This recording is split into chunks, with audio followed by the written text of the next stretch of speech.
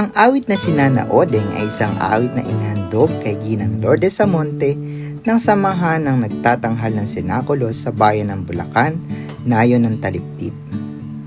Ito ay bilang pasasalamat at pagtanaw ng utang na loob dahil sa tulong na maitaguyod at maipagpatuloy ang pagtatanghal ng sinakulo sa maraming taon sa kanilang bayan.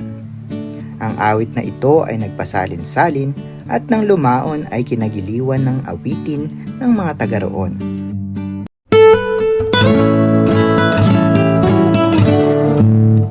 Sinanang Odeng po ang nagmungkahi na magkaisa, pagkat tagumpay kaming lahat ay sumama, kaya kami sumangayon at nagpuri sa layunin nitong buhay. Kaya kami tinulungan upang mabuo tunay ang samahan.